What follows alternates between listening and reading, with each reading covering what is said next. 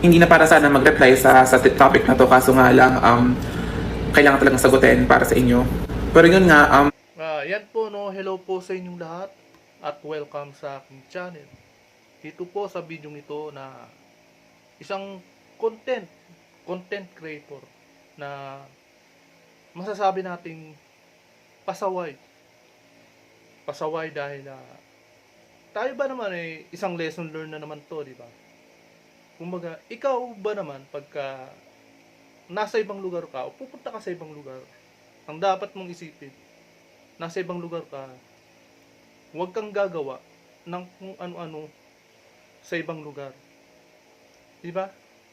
Parang napaka-inosente. Kung napaka-inosente mo, edi tahimik ka lang. Diba? Pero itong content creator, ito po si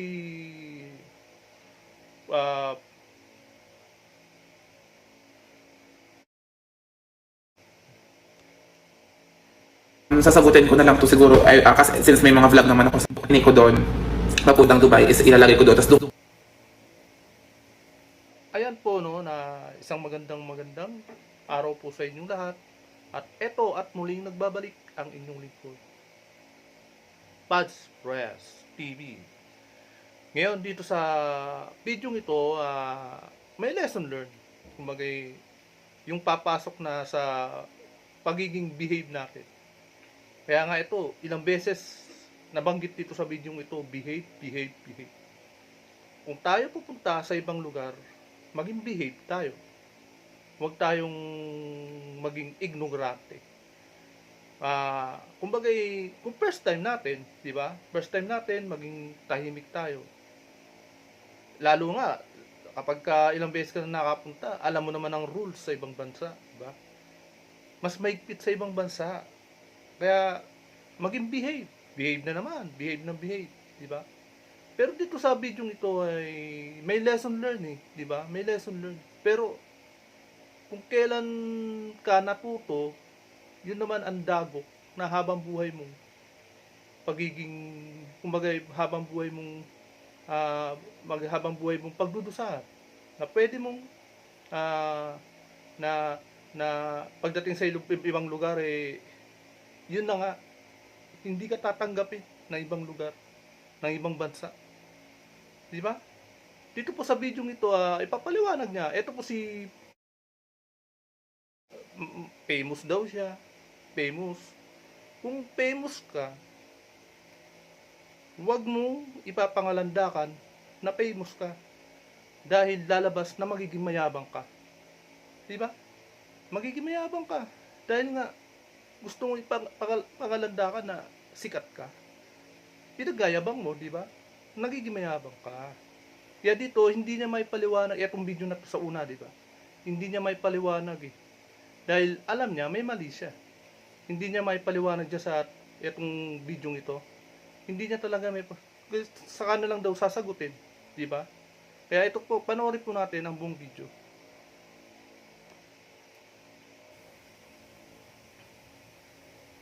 hindi na para sana mag-reply sa topic na to, kaso nga lang kailangan talagang sagutin para sa inyo.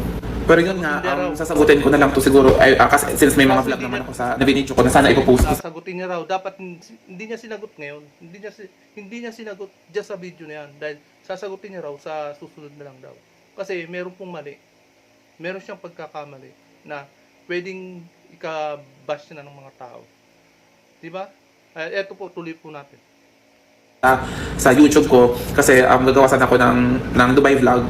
Doon ko na lang po yung mga video ko na tinake ko doon papuntang Dubai is ilalagay ko doon, tapos doon ko na lang sasagutin pagkatapos yung mga marami tanong. Kasi ang dami natatanong bakit hindi natin alam kung anong nangyari na hindi niya may paliwanag. Bakit kami hindi niya mapaliwanag?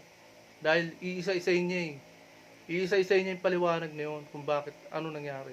Pero samantalang siyang nakakaalam. Direktang niyang alam lahat na nangyari sa kanya, pero hindi niya mapaliwanag. Ngayon, sa YouTube niya raw, iisa-isayin daw isagutin. Ibig sabihin, sasagutin niya pa, dapat ipaliwanag niya. Di ba? nangyari, ano ba yung reason, ano ba yung nangyari, ano ba yung... So hindi ko po sinasabi, kasi sabi niya, hindi, porket vlogger daw makakapasa agad. Hindi ko po sinabing ganun, and hindi ko po sinabi na porket nagva-vlog, makakapasa sa. Walang sinabing ganun, walang nagsasabi. Pero baka may nag-comment sa kanya. Di ba? Pero hindi ka agad makakapasa dahil ibang bansa na yan eh. Dito nga sa bansa natin, sa immigration natin, mahirap na rin eh, di ba? Mahirap dyan. Pero huwag mong pangalandakan na sikat ka o famous ka. Immigration, hindi ko sinabi, at it's my first time, hindi ko po alam kung ano yung kung gaano sila ka-strict nung time na to, at wala kaming alam ni Mami Hera kung ba't gano'n talaga sila ka-strict. Hinarang lang po kasi kami doon, tapos pinapunta kami, akala namin may site interview lang kasi akala namin random. Hinarang sila ron dahil may dahilan. Hindi niya mapaliwanag kung ano yung dahilan, pero samantalang nangyari sa kanya, eto no, mamaya-maya, may magpapaliwanag sa kanya, yung kaibigan niya. Kung bakit, kung ano. Hindi niya may paliwanag dyan sa video na yan kasi kasalanan niya. Yun nga lang talaga. Shocking lang siya, pero yun nga, nangyari. Pero to make clear things out, I will answer your question, yung mga concern. At one thing that I should give din kay ate, na instead of, I don't know kung attacking siya, pero instead of saying negative words tungkol sa mga nangyari, let's try to educate na lang po, turuan na lang po ako kung nagkamali kami, or wala kami masyadong info about Dubai kung paano makapunta doon. Pwede naman po kami. Linawin niya lang dapat, linawin niya. May mga kasama siya eh. May kasama niya ng tatlo. Ang sinasabi niya, kami. Pero ang tutusin, siya lang ang may kasalanan. Dahil yung mga kasama niya, walang kasalanan. Siya lang talaga may kasalanan. Yung turuan, like Ma'am Ate Jade, yung Jade official ng sa Dubai din siya, nagpa-vlog din siya.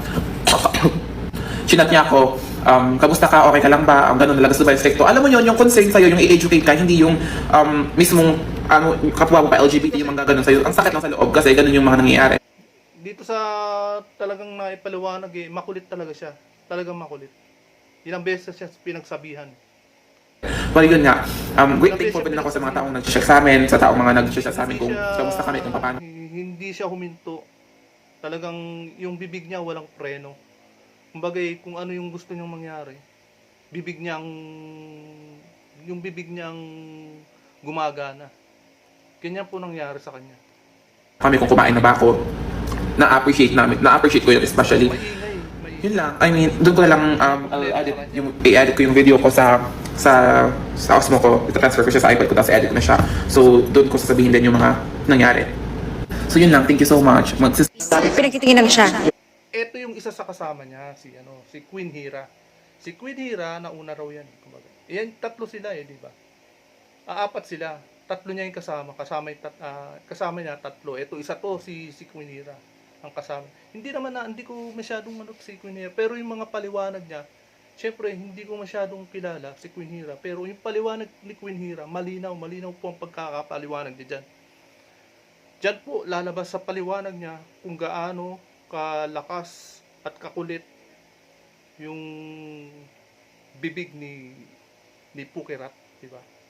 Talagang palingkeran dating. Kumbaga, malakas ang boses kahit na pinagbabawalan na ni Queen Hira, di ba? Iyon yung lesson learned. Kumbaga, may lesson learned sa sinabi niya ni Queen Hira na talagang tatagos sa atin na kapag bata pa lang alam na natin yan di ba? Pagka sa kapitbahay ka, sa ibang bahay ka magpupunta, alam na ng mga bata yan. Kapag sa ibang bahay ka, sa ibang lugar pupunta, maging behave ka lang, di ba? Huwag kang masyadong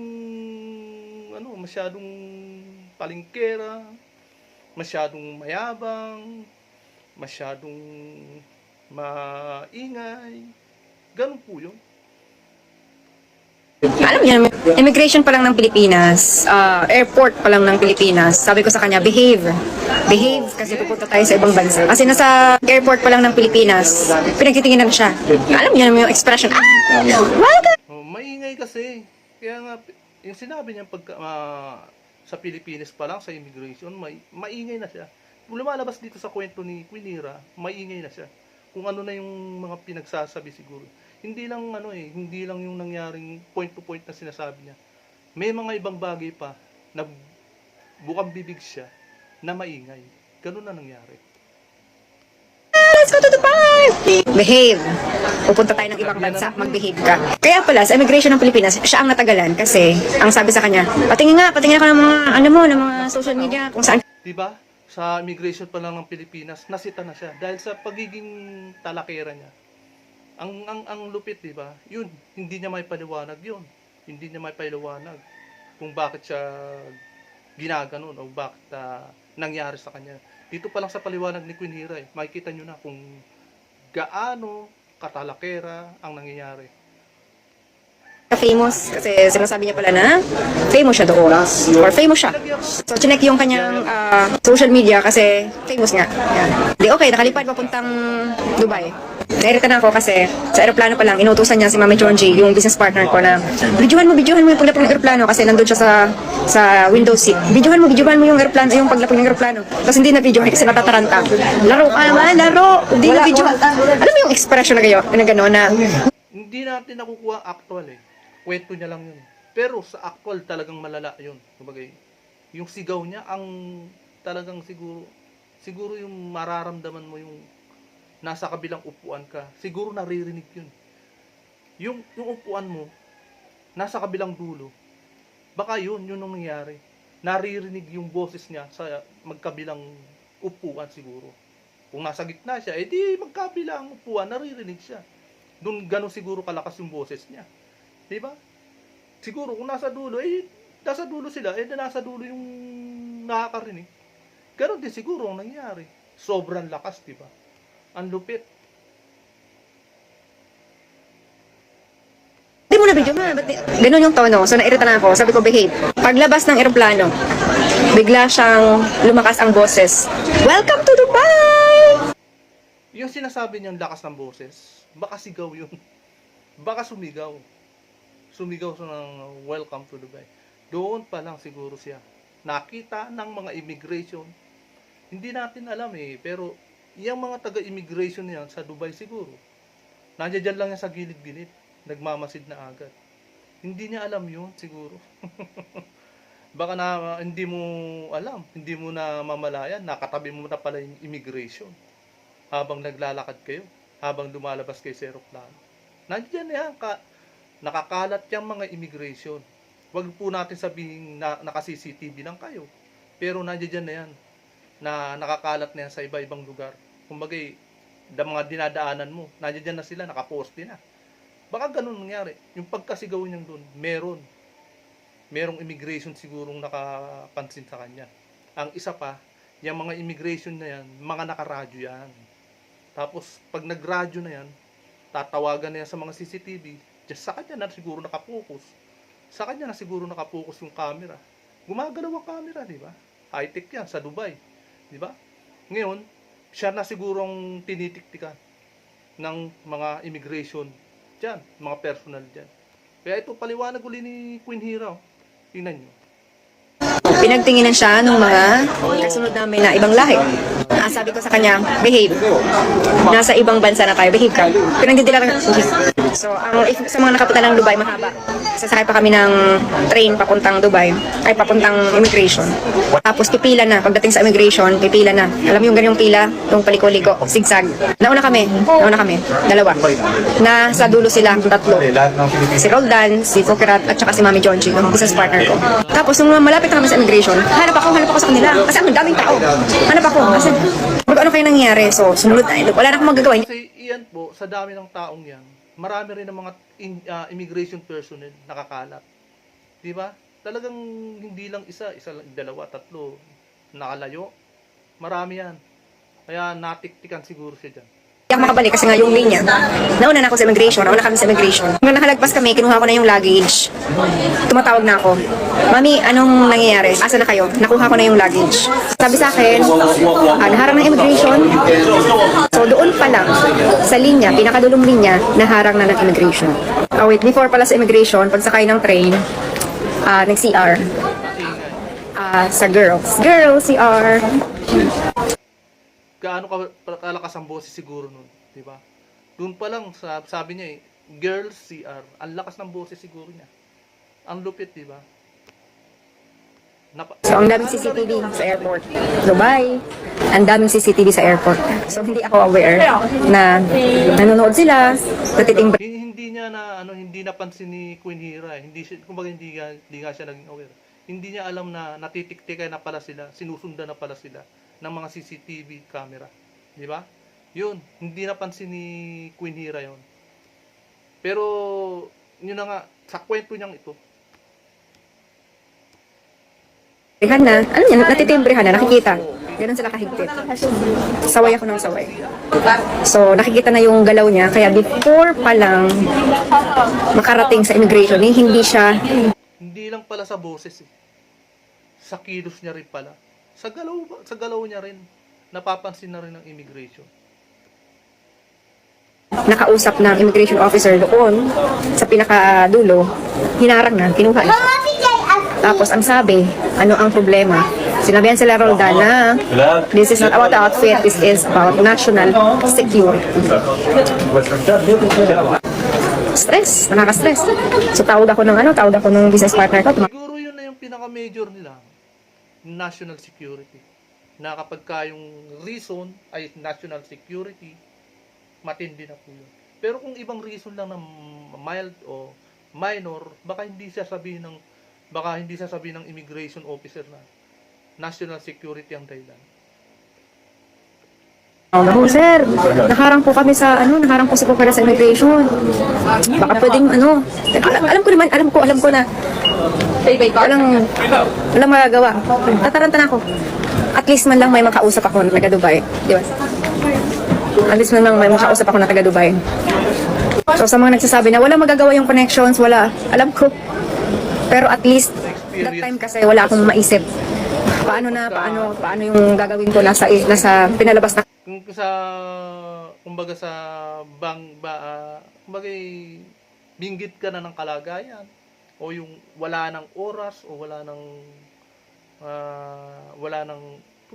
oras, di ba? Mag-iisip ka na ng kung ano yung madali, kung ano yung pinakamadali, di ba? Yun, kahit nasabihin nilang wala na pag-asa yan. Pero ginawa pa rin ni Quinira kung ano yung basic na resolve para mas resolve ba. Hindi na ako pwedeng bumalik kasi nakalagpas na ako doon sa immigration. Hindi na ako pinapabalik. Sir, can I bring the luggage? Kasi gusto kong magpalit siya ng damit kung yun man ang problema. Kasi if yun ang problema, pwedeng pagpalit. Pwede siyang maghingi ng sorry and then patawarin kasi may mga ganong kaso. And ayaw siyang kausap ng immigration officer. Si Roldan ang gustong kausap tsaka si Mami Jonji. Siguro yung immigration officer na yun, sa itsura pa lang niya, naaalibadbaran na. Sa itsura niya at sa kilos niya, naalibadbaran na. Pero yung pagdating sa salita niya, ayari. Baka mas lalong naalibadbaran yung immigration officer sa kanya. Sabi, pag lumalapit siya, no talk. This is about national security. Ulit-ulit na gano'n. Siyang harapin. Ang na-feel ko lang that time, taranta ko. Kasi what if, anong mangyari sa kanya? Diba yung nababalitaan ko na hold, kung ano-ano ginagawa. Alam mo, yun yung nasa isip ko. Hanggang nag-antay kami. Madaling araw. Arrive kami ng 7 to 8 p.m. Madaling araw na, antay pa rin ako. Kasi, ayaw kasi siguro ng mga taga-Dubai na maingay, nabubulabog yung airport, kung ano yung maging tawag dito, yung palangkera, yung tawag doon, iskandalosa, bawal siguro sa kanila. umaasa ako na makakalabas siya sa immigration kasi yun sabi nung contact ko dito na hindi papatawarin yun madam, papalabasin siya. Wait lang siya ng 2 to 5 hours, papatawarin yan. Mag-sorry lang siya, makiusap siya, palit siya ng damit, bura siya ng makeup, hanggang sa nagdesisyon na no daw talaga, no. Ang sabi sa kanya, ang sabi kila Roldan, kasi hindi siya nga kinakausap, blacklisted. Do not ever. Ayan yung yung talagang punishment na ibinigay sa kanya. Hindi ka na makakatungtong ng ibang lugar ay sa Dubai na yan. Ang lupit, di ba? Kumbaga hindi mo na makikita kung ano yung lugar na yon na magandang lugar sa Dubai. Paano kung may mga event na inimbitahan sila kasi nga famous siya, di ba? May mga ibit na inimbitahan siya. Tapos pagdating sa lugar, sasabihin sa kanya, sa Dubai, di wala na. Hindi na siya